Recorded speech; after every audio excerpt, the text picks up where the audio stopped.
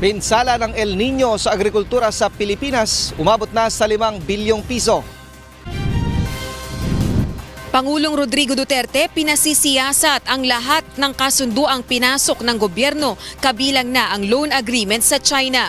Determine whether there are onerous provisions in the contract that will put the Filipino people in disadvantage or in violation of the Constitution.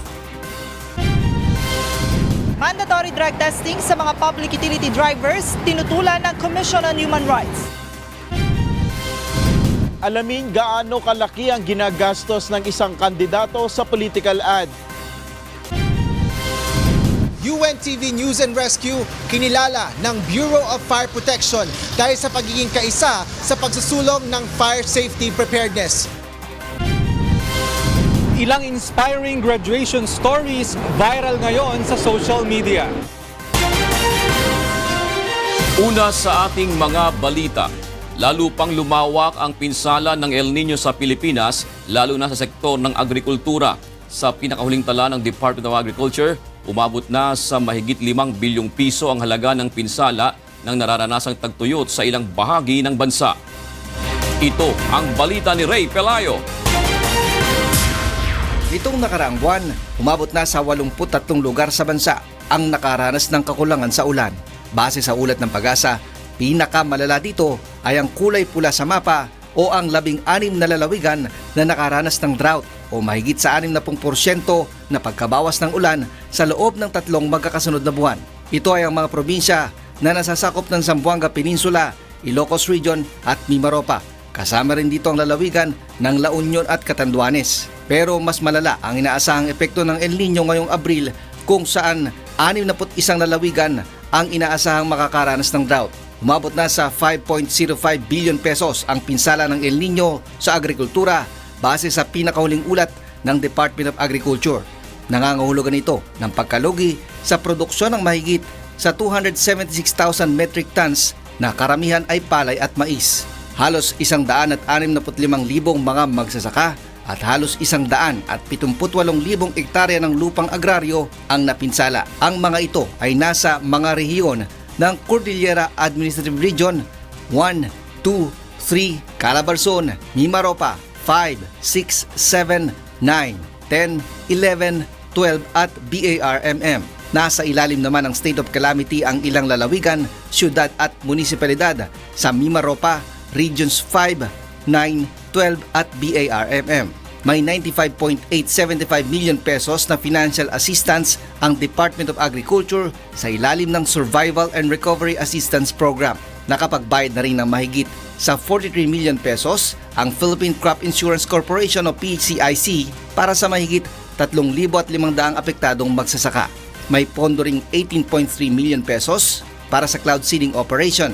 Nakatulong din ang 7,700 units ng water pumps na ipinamahagi ng pamahalaan para masagip ang palay na nagkakahalaga ng 1.53 billion pesos. Ang DSWD naman ay may nakantabay na ayuda na nagkakahalaga ng 1.2 billion pesos para sa mga mangangailangan ng pagkain at iba pang non-food items.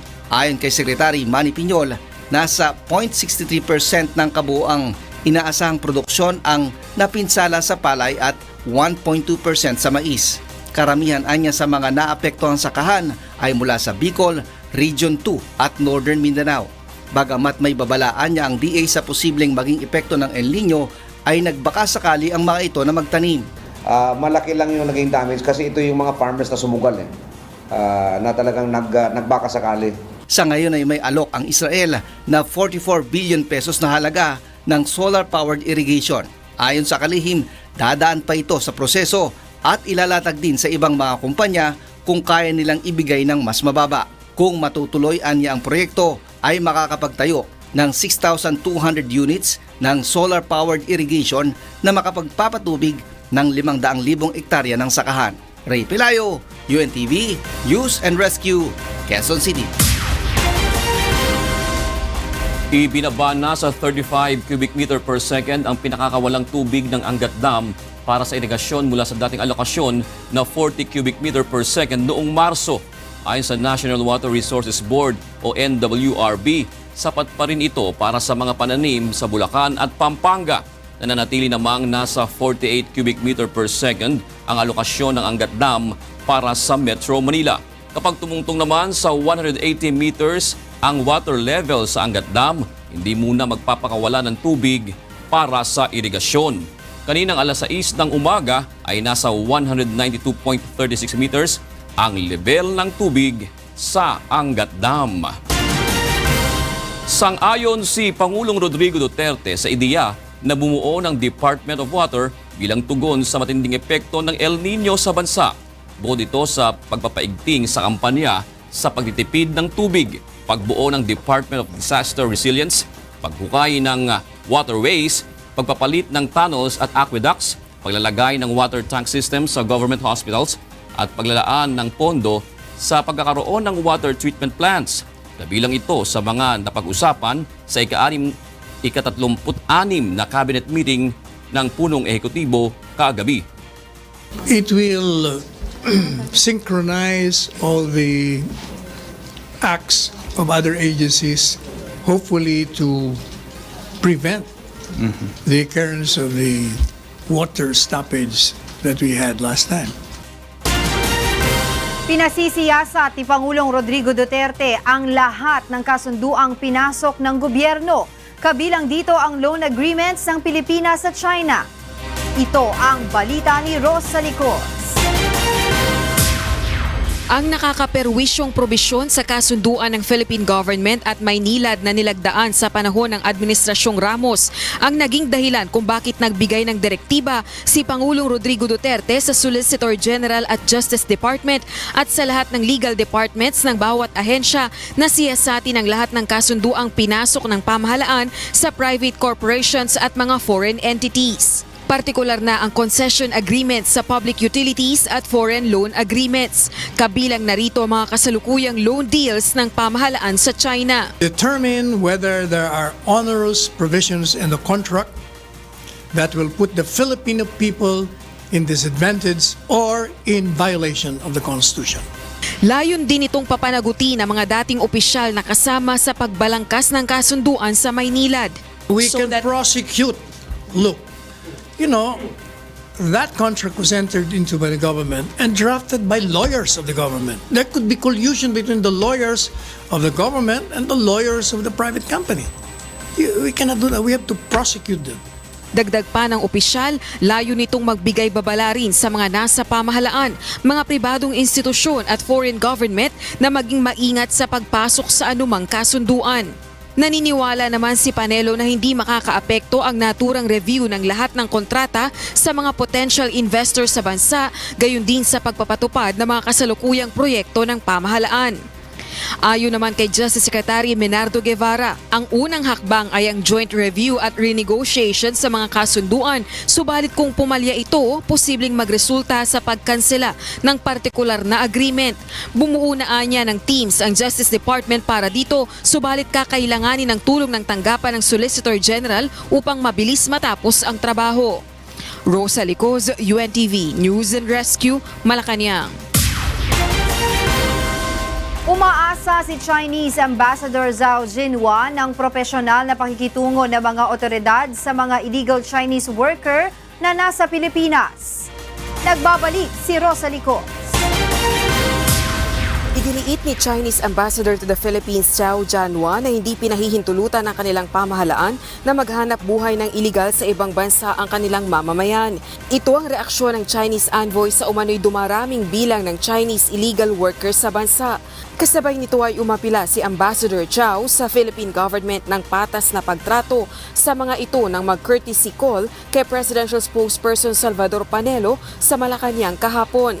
But in the meantime, we would also call on the law enforcement agencies here to deal with this issue professionally, meaning that you have to take into consideration the humanitarian needs of those Chinese nationals, as we are doing exactly when it comes to Filipinos working illegally in China. Bagamat aminado na posibleng maraming Chinese illegal workers sa Pilipinas, ipinahayag din ni Zhao na may mga Pilipino rin namang nagtatrabaho sa China nang walang kaukulang papeles. there is such a problem. And not only there is problem or Chinese working illegally here in the Philippines, but also there are Filipinos working illegally in China. So we're handling this in accordance our respective laws and regulations, and also we're handling it professionally in a spirit of our friendship and cooperation. Una nang nagpahayag ng pangamba ang ilang grupo sa pagtaas ng bilang ng Chinese illegal workers sa bansa, subalit pagtitiyak ng pamahalaan na ide-deport ang mga ito nang naaayon sa proseso. Samantala, humingi rin ng ayuda si Chow sa Philippine government na imbestigahan ang possible exploitation anya ng Chinese national sa illegal gambling operations sa bansa. Kaya umapila ito ng kooperasyon sa mga otoridad ng istriktong monitoring sa sitwasyon at mabilisang investigasyon at pagpapanagot sa mga responsable dito. Rosa Licoz, UNTV News and Rescue, Malacanang. Tutol ang Commission on Human Rights sa hakbang ng Philippine Drug Enforcement Agency na magsagawa ng mandatory drug testing sa mga driver ng mga pampublikong sasakyan. Ito ay matapos magpositibo sa paggamit ng iligal na droga ang 55 driver na isinagawang Oplan Harabas ng PIDEA. Ito ang balita ni Joan Nano. 3 beses sa loob ng isang taon kung magsagawa ng random drug testing ang Baliwag Transit sa kanilang mga driver at konduktor.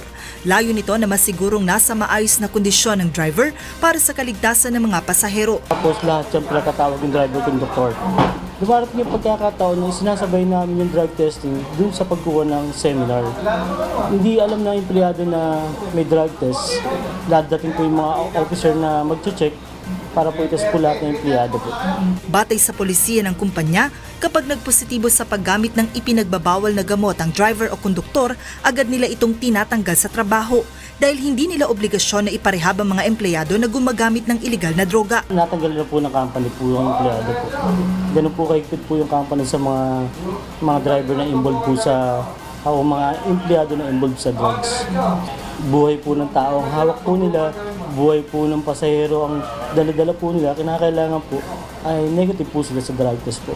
Nitong nakaraang linggo, nagsagawa ng Oplan Harabas ang Philippine Drug Enforcement Agency sa iba't ibang lugar sa bansa kung saan isinailalim sa mandatory drug testing ang mga public utility driver. 55 tsuper ang nagpositibo sa paggamit ng iligal na droga. Pero ang Commission on Human Rights may pangamba sa pagpapatupad ng mandatory drug testing. Sa pahayag na inilabas ni CHR spokesperson Attorney Jacqueline De Guia, nauunawaan umano nila ang karapatan ng mga kumpanya na masiguro ang ligtas at epektibong pagtatrabaho ng kanilang mga empleyado. Subalit kung pagbabatayan aniya ang naging desisyon ng Korte Suprema noong 2014, lumabas na paglabag sa right to privacy at right against self-incrimination ang pagsasagawa ng mandatory drug testing. Kung ipipilit nila ang mandatory drug testing, importante na maingatan ang confidentiality ng resulta nito at kinakailangang nakabatay sa itinatakda ng batas. Ipinaliwanag naman ng PIDEA na ang Oplan Harabas ay nakabatay sa Republic Act 10586 o ang Anti-Drunk and Drug Driving Act of 2013. Pero para sa ilang mga driver at pasahero, makatwiran lamang ang mandatory drug testing. Para mapatunayan nila kung sino talaga yung gumagamit o hindi. Bayaran mo yun. Para ma-check talaga yung driver kung talagang okay siya para sa isang driver. Mas lalong maganda po. Siguradong safety ang mga pasahero. Di ba? Kasi pag naka-high ang driver, di alam ng mga pasahero. Ayon sa PIDEA, pansamantalang hindi papayagan na makapagmaneho ang mga nagpositibong driver at kukumpiskahin ang kanilang mga lisensya habang sumasailalim sa drug rehabilitation. Joan Nano, UNTV News and Rescue, Quezon City. Tulong muna bago balita! Isang motorcycle rider ang tinulungan ng UNTV News and Rescue Team matapos maaksidente habang binabagtas ang isang bahagi ng EDSA kagabi. Ito ang balita ni Asher Cadapan Jr. Nakatayo na ang lalaking ito nang datna ng UNTV News and Rescue Team matapos maaksidente sa EDSA Quezon Avenue flyover sa Quezon City bandang alas 8 kagabi. Sakay sa motorsiklo ang 32 anyos na biktimang si RV Tiambing nang mabangga ito sa plastic barrier na naghihiwalay ng mga motoristang paakyat ng flyover at mga dadaan sa ilalim ng naturang tulay. Bali siya yung nasa unahan namin, tumatakbo kami. So bali, papunta siya rito, hindi niya nakita yung barrier. Tumama siya sa barrier, tapos mislide at tumilapon po yung kanyang GB box, tapos yung katawan niya dito po bumangga. Nagtamo ng gasgas sa kanang tuhod ang biktima na agad na nilapatan ng Pangunang Lunas ng UNTV Rescue habang tumanggi na itong magpadala sa ospital. Wala namang ibang nadamay sa aksidente. Nagpaalala naman ng traffic enforcer ng Metropolitan Manila Development Authority na nakatalaga sa lugar nang mangyari ang insidente. Ingat na lang, dahan-dahan po, lalo na pag ganitong nakapangkat tayo sa flyover. Kadalasan po kasi may mga barrier talaga tayo dito para maiwasan po natin yung mga nagsiswerving. Asher Cadapan Jr., UNTV News and Rescue, Quezon City. Bumaba ang insidente ng sunog sa bansa sa unang 3 buwan ng taon ayon sa Bureau of Fire Protection. Samantala, kinilala naman ng BFP ang kontribusyon ng iba't ibang grupo sa pagsusulong ng fire safety preparedness at kabilang dito ang UNTV News and Rescue. Nagbabalik si Asher Cadapan Jr. Simula unang araw ng Enero ng kasalukuyang taon hanggang March 31, nakapagtala ang Bureau of Fire Protection ng nasa 3,600 na sunog sa iba't ibang lugar sa bansa. Mas mababa ito ng halos 22% kumpara sa insidente ng sunog noong nakaraang taon.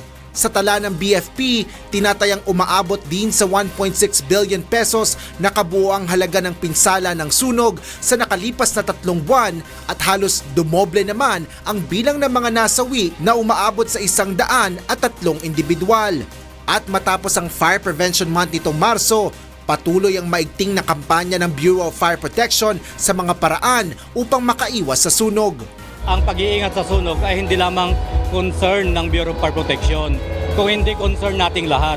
So dapat makiisa tayo kung ano mga programa na binibigay ng Bureau of Fire Protection, tayo mismo sa ating barangay, sa ating pamamahay, sa ating mga workplace, dapat alamin natin kung ano yung mga maaring pagmulan ng mga sunog ay tanggalin natin para hindi na magkaroon ng mapapinsalang sunog.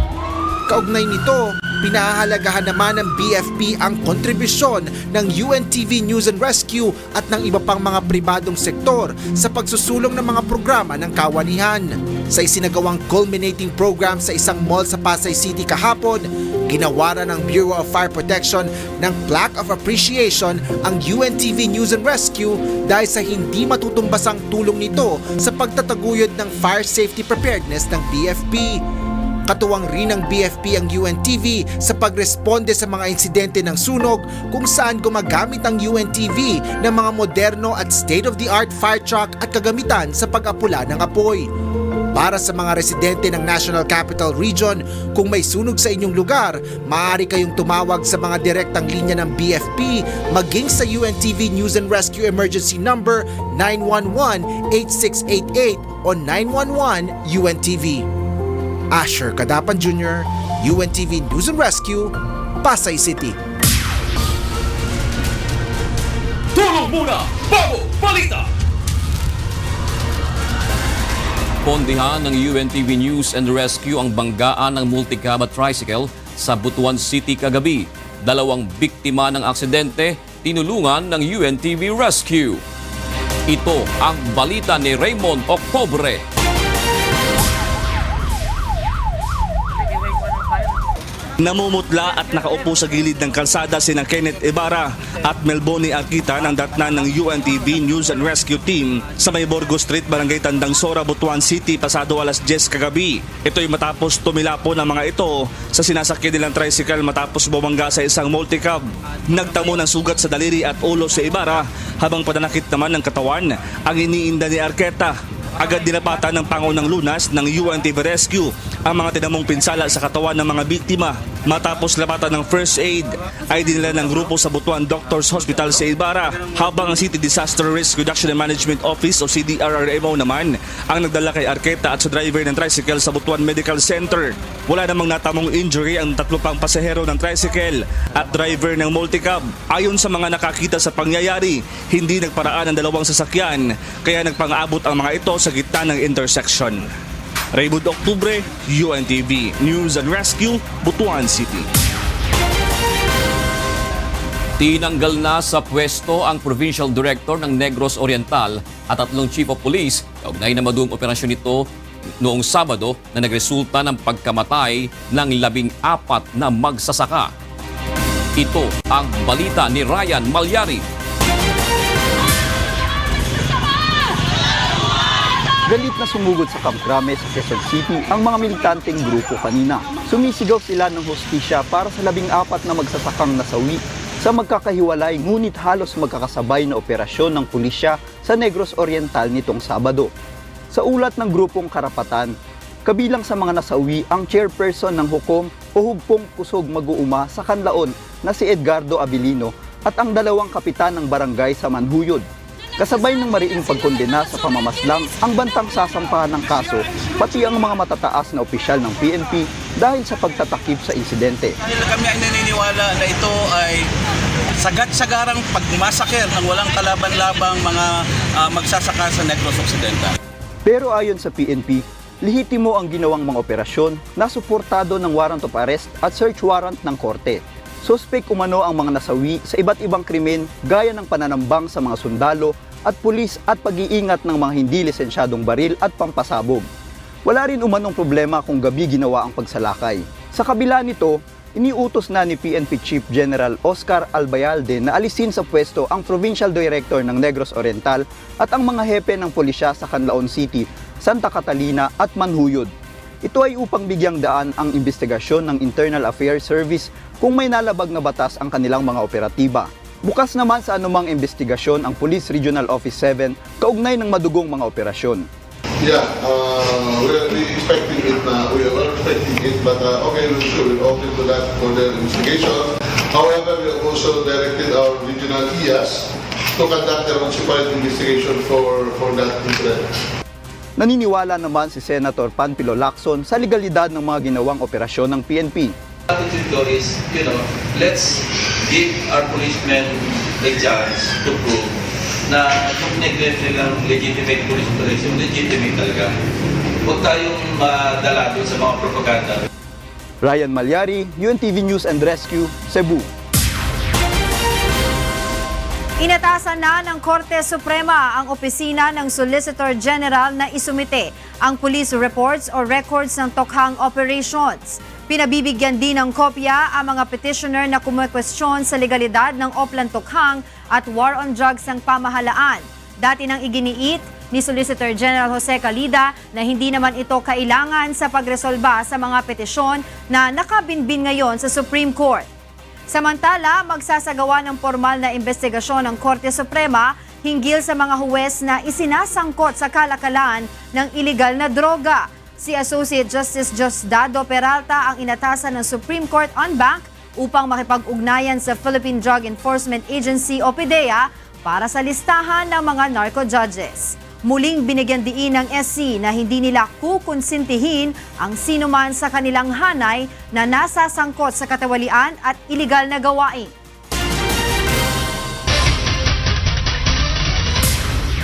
Pinaiimbestigahan sa NBI ang umano'y assassination plot kay dating Cabinet Secretary Leoncio Evasco na tumatakbong gobernador ng Bohol. Sa sulat na ipinadala kay NBI Director Dante Gayran, sinabi ng pamilya Evasco na nababahala sila sa obserbasyon ng mga kaibigan at taga-suporta tungkol sa mga motorsiklong walang plaka na umaaligid sa ginagamit na sasakyan ng dating kalihim. Noong una ay kampante ang pamilya dahil may security escorts naman si Evasco mula sa law enforcement agencies. Umaasa ang pamilya Evasco na mahahayag ang pagkakakilanlan ng mga taong kinontrata upang patayin umano ang dating kalihim at kung sino ang nasa likod ng assassination plot. Itinalaga ni Pangulong Rodrigo Duterte si Janet Abuel bilang Acting Secretary ng Department of Budget and Management. Ayon kay Presidential Spokesperson Salvador Panelo, inanunsyo ito ng Pangulo sa pagsisimula ng kanilang cabinet meeting kahapon. Si Abuel ay inappoint ng Pangulo bilang DBM Officer in Charge noong March 5 kasunod ng pagkakalipat ni Secretary Benjamin Diokno sa Bangko Sentral ng Pilipinas. Mahigit 700 kilo ng cocaine na tinatayang nagkakahalaga ng mahigit 100 milyong dolyar ang sinira sa Sri Lanka. Ang droga ay tinunaw sa harap ng mga opisyal ng hudikatura. Ang liquid cocaine naman ay susunugin upang hindi na mapakinabangan. Balak naman ang pamahalaan ng Sri Lanka na buhayin ang death penalty para sa drug offenses. Ang pinaigting na kampanya ng Sri Lanka sa illegal na droga ay impluwensyado ng war on drugs ng Pilipinas sa ilalim ng Duterte administration.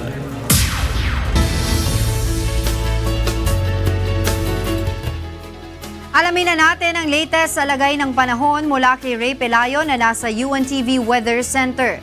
Ray, may namamataan na bang sama ng panahon na makakaapekto sa ating bansa?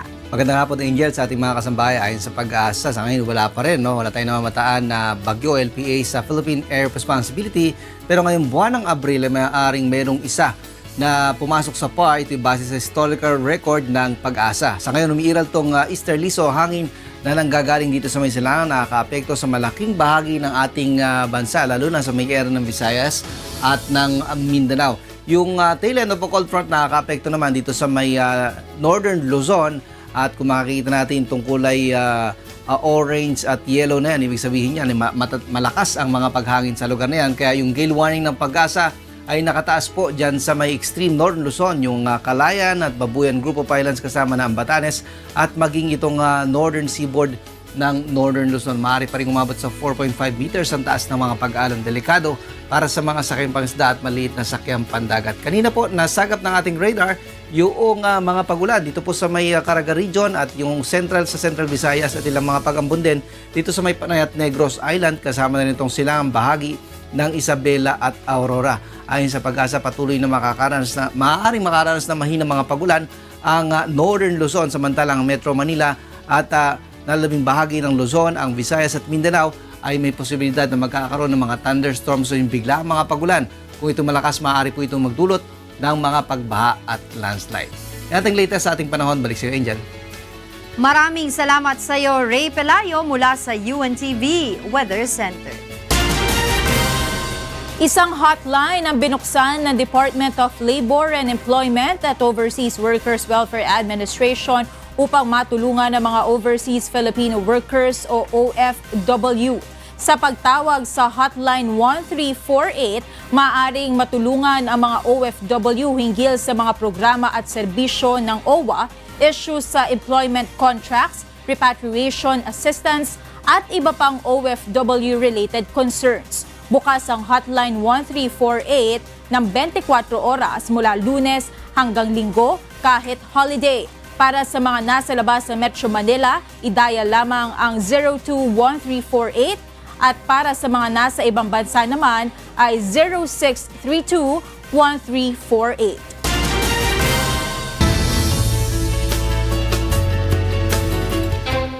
Dinayo ng mga turista ang ika-20 anibersaryo ng Hot Air Balloon Festival sa Waikato, New Zealand.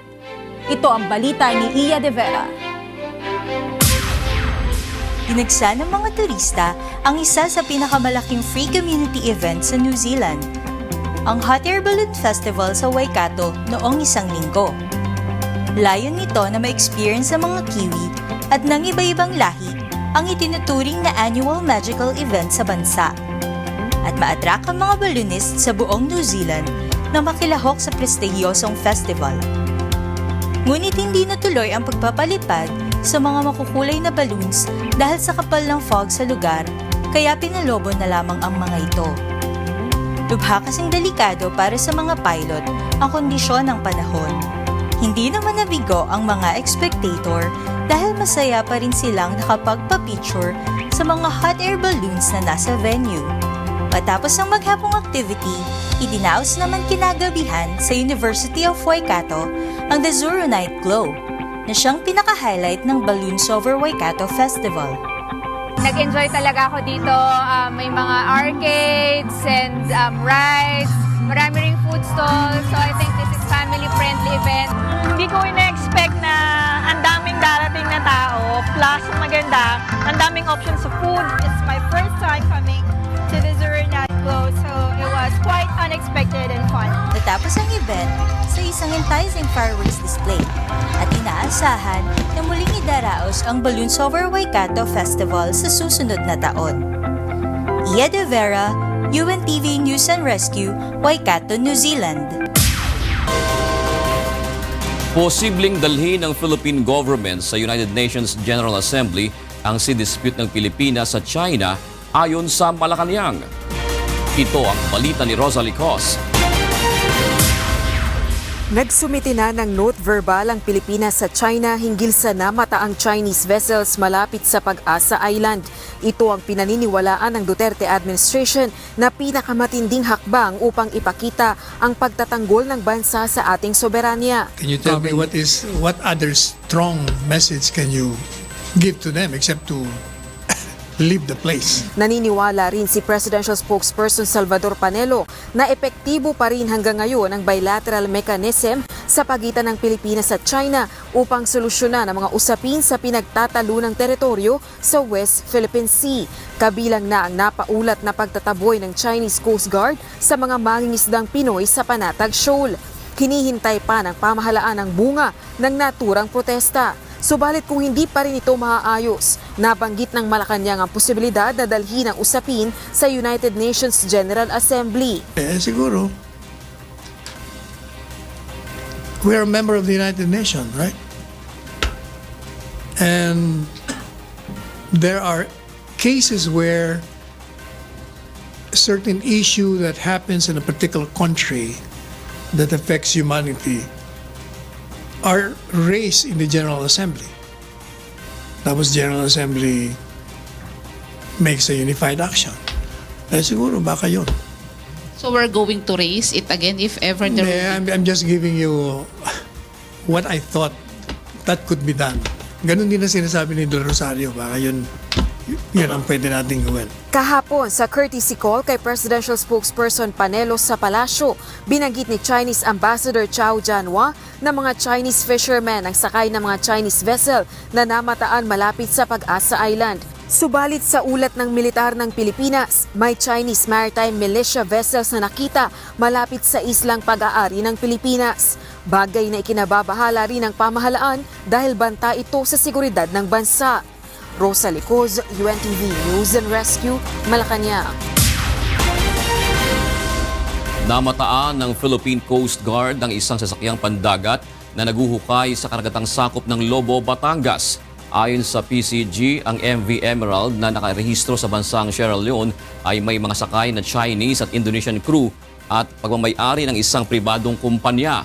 May naipakita naman umanong mga dokumento ang nasabing barko at may pahintulot ito ng Maritime Industry Authority o Marina. May ginagawa umano itong paghuhukay o dredging at desilting sa Lobo River at nakakontrata sa lokal na pamahalaan ng Lobo.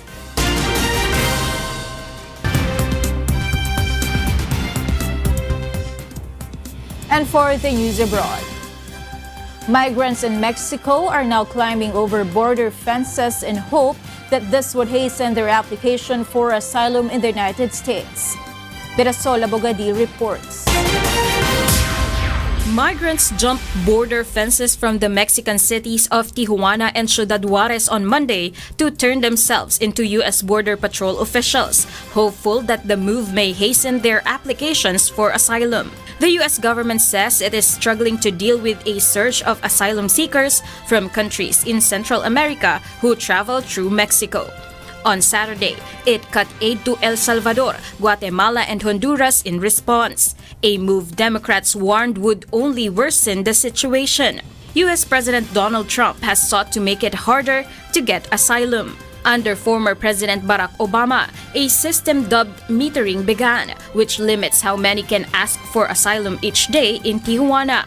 Lawyers say Trump is using the system more aggressively to stem the flow at the port of entry. Faced with a surge of asylum seekers, Trump said on Friday that there was a good likelihood he would close the border this coming week if Mexico does not stop unauthorized immigrants from reaching the United States. Shutting the southern frontier completely would disrupt billions of dollars in trade and millions of legal border crossings. Trump, who launched his presidential campaign in 2015 with a promise to crack down on illegal immigration, has repeatedly threatened to close the border during his 2 years in office. Mexico has played down the possibility of a border shutdown. On Friday, its Foreign Minister Marcelo Ebrard said the country does not act on the basis of threats. Mirasol Abogadil, UNTV, News and Rescue. 8 miners suffocated in an unauthorized gold mine in Peru. Meanwhile, 30 are confirmed dead due to a forest fire in southwest China. Details in this report. 8 men suffocated in an unauthorized gold mine in Peru after a tunnel they dug began spewing noxious fumes. Cesar Rondo, the only miner who survived the disaster, told local broadcaster RPP that the group became dizzy and suffered headaches in the tunnel. Rondo managed to drag himself out, but he lost his brother and colleagues inside. It was not clear who owned the mine, which is located in the northern town of Huamachuco. 30 people have been confirmed dead after being reported missing while battling a raging forest fire in Muli County of southwest China's Sichuan province. The blaze broke out at around 6 p.m. Saturday at a remote spot in the mountains at an altitude of over 3,800 meters. 27 firefighters and 3 locals went missing Sunday afternoon after a sudden change in wind direction caused an outburst of the blaze. The bodies of all the 30 people have been located. Identification of the bodies and notifications of their families is still underway.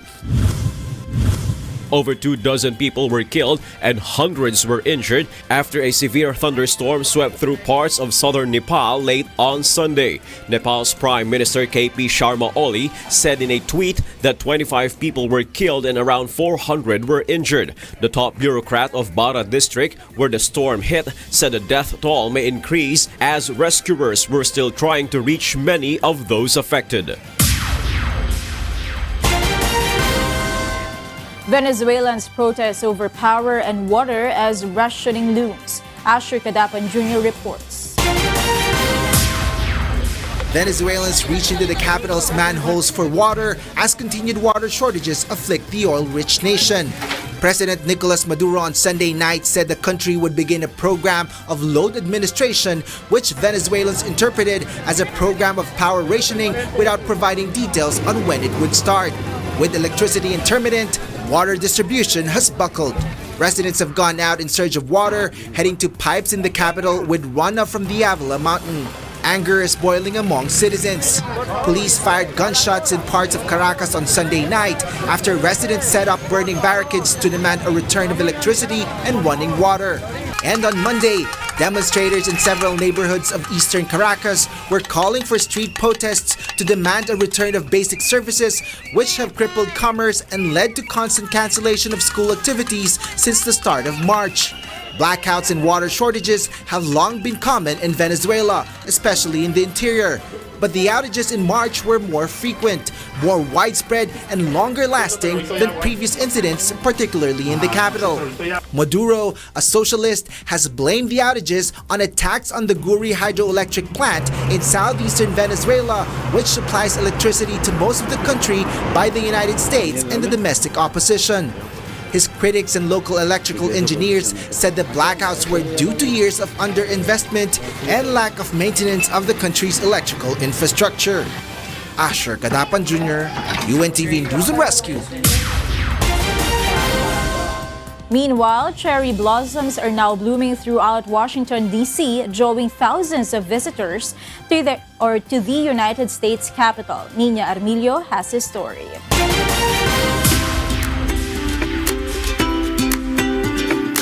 The cherry blossoms, which draw thousands of visitors to Washington, D.C. every year, are now in peak bloom.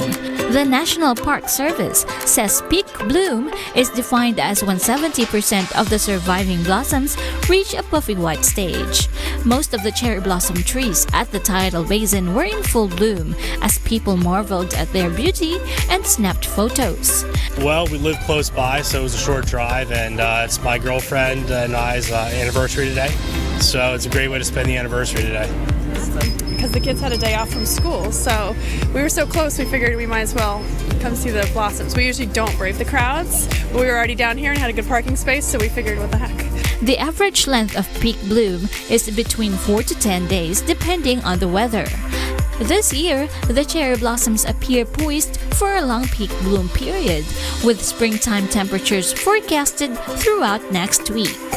Nina Armilio, UNTV News and Rescue.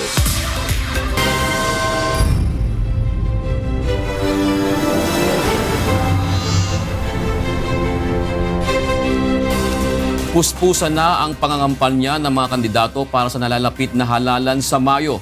Pero magkano nga ba ang kanilang ginagastos sa paglalagay ng political advertisements sa telebisyon at radyo? Ito ang balita ni Nel Maribuhok. Panahon na naman ng kampanya para sa nalalapit na 2019 midterm elections. Muling naghahangad ang mga kasalukuyang mga nakaupo at mga itinuturing na bagito na makapwesto sa gobyerno. Sa pagpasok sa politika, tiyak na may usapin sa paglalabas ng pera para sa mga political advertisement upang makakuha ng atensyon mula sa publiko. Sa ulat ng Philippine Center for Investigative Journalism, mula January 2018 hanggang January 2019, umabot na sa daan-daang milyong piso na ang ginastos ng ilang mga personalidad na tatakbo sa darating na halalan. Sa pag-aaral naman ng Institute for Political and Electoral Reform, magastos talaga ang pangangampanya ng mga nais pumasok sa politika. Sa mga tatakbo pa lamang para sa isang posisyon sa isang maliit na bayan o munisipalidad, aabot na ng 5 million pesos ang iyong kailangan. Lalong mas malaking gastos kung ikaw ay tatakbo para sa mas mataas na posisyon. Isang normal na probinsya, naku, malaki yan. Baka aabot ka ng mga 100 million.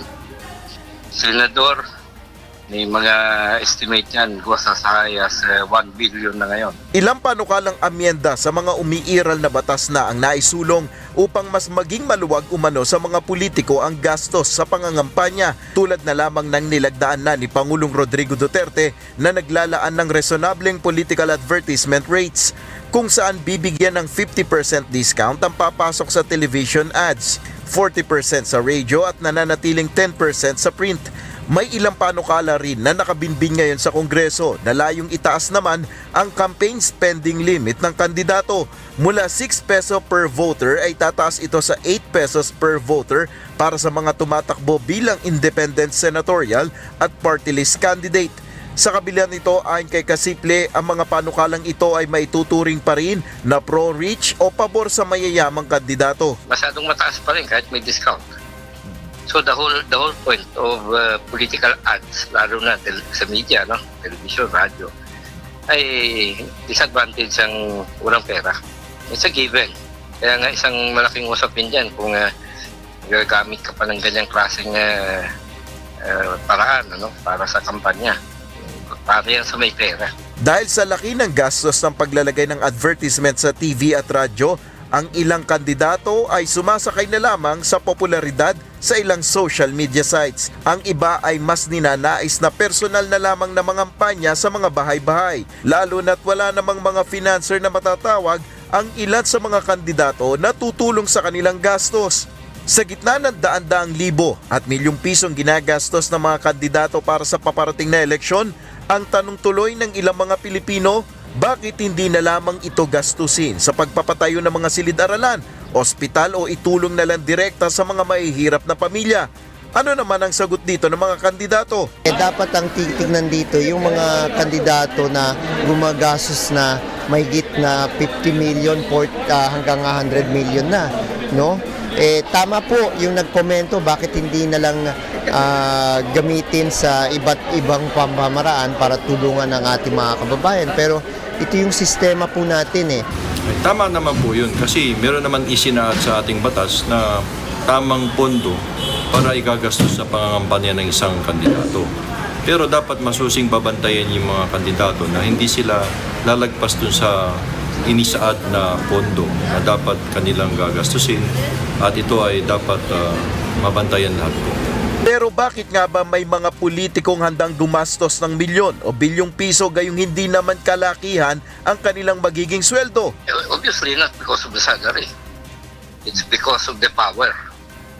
meaning with power, pagtingin siguro sila na they can have money, no? Gaano man kalaki o kaliit ang ginastos ng isang politiko sa kampanya, ang mahalaga pa rin sa mga Pilipino ay matupad nito ang mga pangako nila sa bayan, kalakip pa rin ang malinis na intensyon na makapagserbisyo publiko. Nel Maribuho, UNTV News and Rescue, Pasay City.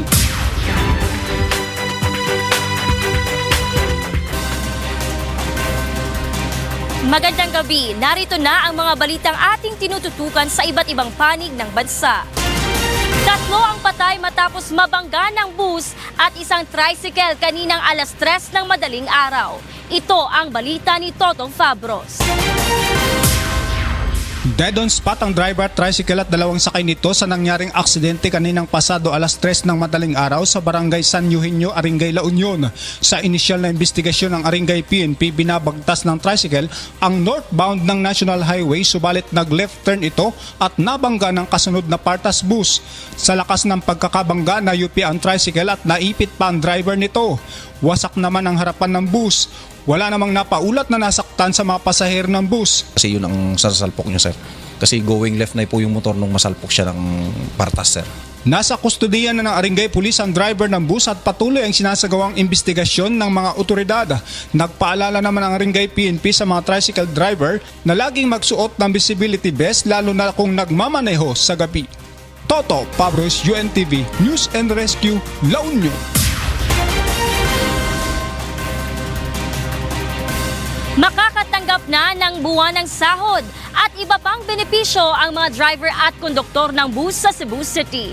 Ito ang balita ni Ryan Malyari. Naghatag na og direktiba ang Regional Tripartite Wages and Productivity Board Region 7 sa mga bus operator sa Cebu City nga himuon ng binuwan ang sweldo sa mga bus driver o konduktor. Matud pa sa wage board, gawa sa minimum wage, hatagan usab silang overtime pay, night differential ug uban pang mga incentives. Matud usab kang RTWPB Region 7 Secretary Grace Carion, usa sa mga tuyo niini ang malikayan ang boundary system. Mao kini ang kasagaran nga hinungdan sa mga disgrasya tungod kay sobra-sobra na ang oras sa pag-drive sa mga driver. Actually, ang reason why kaning wage, kaning department, Dole Department Order 118-12 was issued because of safety consideration. That's why we will give premium to the safety measures. Si Manoy Chris nga 18 na katuig nga driver, malipayon sa maong balita. Matud pa niya nga pirmi siyang mag-overtime sa pag-drive pero kulangon gihapon ang iyahang kita para sa panginahanglanon sa iyang pamilya. Nakadlaw, nagkukinit kita sa iwa. Sa iwa, arbay mo madaas mo kay dipinti mo sa sakay zero. Andam usab ang mga bus operator nga ipahigayon ang maong balaod sa pagpasweldo. Ang problema din na bago para sa mga bus companies o operators. Ang mga bus operator nga dili mohatag sa minimum nga sweldo ug benepisyo sa mga bus driver ug mga konduktor dili usab tugutan sa pagpa-renew sa ilahang prangkisa. Ryan Malyari, UNTV News and Rescue, Cebu. At yan ang mga balitang Prom D. Ako si Gladys Tuwabi, magandang gabi. Maaari na muling magdala ng bottled water at iba pang uri ng inumin ang mga pasahero ng LRT Line 1 simula ngayong araw. Ito'y matapos bawiin ng LRT 1 management ang kautusan na nagbabawal sa pagdadala ng mga ito sa loob ng tren bilang konsiderasyon sa mga pasahero. Nauna nang ipinagbawal ng MRT at LRT management ang pagdadala ng liquid items sa mga estasyon ng tren matapos makatanggap ng bomb threat ang MRT3 noong Pebrero. Samantala, may libreng sakay naman para sa mga veterano ang LRT2 sa April 5 hanggang 11 mula alas 4:30 ng madaling araw hanggang alas 10:30 ng gabi. Ito'y bilang paggunita sa Philippine Veterans Week at Araw ng Kagitingan. Kailangan lamang ipakita ang Philippine Veterans Affairs Office ID upang maka-avail sa libreng sakay ang veterano at isang kasama nito.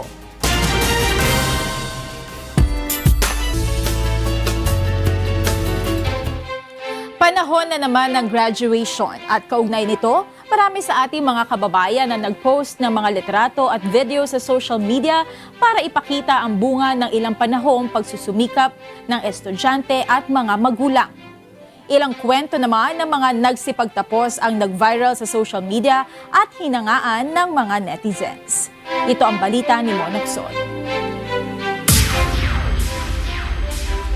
Maaaring isa sa mahalagang bahagi sa buhay ng ilan sa atin ay ang makapagtapos ng pag-aaral. Puyat, pagod, sakripisyo ang inilaan natin makuha lamang ang inaasam-asam na diploma. At sa bawat litrato at video na nailagay sa album o sa social media, mayroong kanya-kanyang kwento sa likod ng mga ngiti at mga luha. Magsilbisa ng inspirasyon sa lahat ang mga naipon naming istorya ng mga nagsipagtapos ngayong taon. Viral sa social media ang kwento ng isang construction worker na taga La Fortuna, Oriental Mindoro. Sa madalas na pagkakataon ay isinusuot natin ang pinakamaganda nating damit sa graduation ng ating mga anak. Pero dahil sa matinding kahirapan sa buhay, nakayapak lamang ang mag-amang ito nang pumanhik sa stage at tanggapin ang diploma ng anak. Wala mang sapatos, siguradong pakiramdam ng kanyang anak na lumalakad sila sa ulap. Napansin ng ilan ang Superman shirt ni tatay at ginawa ng isang meme bilang paghanga sa pagpupursigi ng ama dahil para sa kanyang anak, siya ang tunay na superhero. Hinangaan naman ang kakaibang determinasyon ni Jomar Kenick Mangkok na taga Maguindanao na nagtapos ng Bachelor of Science in Secondary Education major in Math. Sa kabila ng matinding karamdaman, pinilit ni Jomar na makadalo sa graduation kahit naka-wheelchair at may oxygen. Ilang araw matapos ang graduation ay pumanaw si Jomar dahil sa rheumatic heart disease. Nagtapos naman ng magna cum laude sa University of San Jose Recoletos, Cebu ang BS Psychology major na si Cherry May Toledo. Service crew sa isang fast food chain si Cherry May. Nagtatrabaho siya sa gabi at nag-aaral naman sa umaga. Sa Facebook post ni Cherry May, sinabi niya ito. Uniforms signify the different roles we play in our community. Sometimes, we wear our school uniforms. Occasionally, our intern attires. And, in the future, our professional suits. Apparently, in this post, I am wearing my service crew uniform. This is the role I want to show. It's what I am proud of. This brought more meaning to what I am now and what I have achieved. Nagtapos rin ng magna cum laude ng Bachelor of Science in Secondary Education major in English ang house helper na si Grace Labrador Bacus na masukan siyang katulong upang makapagtapos ng pag-aaral. Sinabi ni Grace sa kanyang post, I always give it my best shot, so I was a consistent number 1 Dean's Lister since first year. There were a lot of sleepless nights, reading, studying, and sometimes crying. Samantala, madalas mabuli at sinasabihang hindi makakatapos ng kolehiyo, subalit nagtapos na cum laude si Andrew Bergante Cabrera. Ayon sa post ni Andrew, pinatunayan niyang mali ang inaakala ng marami sa kanyang pagkatao. Hi, I'm Andrew. Yung akala nila makakabuntis ng maaga. Yung Andrew na di dapat iwanan ng ATM baka maubusan. Yung walang sariling motor kasi baka daw saan mapunta. At yung Andrew na di dapat umalis ng boarding house, baka anong gawin. Those statements challenged me to prove it all wrong. And indeed, I proved it wrong. Sa mga larawang ito nabubuo ang simula ng karunungan, pangarap at pag-asa. Pero sa likod ng bawat tagumpay, may inilaan ding panahon, determinasyon at sakripisyo. Ang tunay na tagumpay ay hindi lang masusukat sa diploma, medalya at mga parangal. Minsan, sapat na ang ngiti, yakap at pagmamahal ng mga nakabahagi sa buhay. Mon Hocson, UNTV News and Rescue. At yan ang naging kabuuan ng ating balitaan ngayong gabi. Aming inilahad ng buong katapatan kung paano namin nasaksihan. Kayo'y makapagtitiwala na ang aming nakita at narinig, ang aming ibinabalita. Magandang gabi po.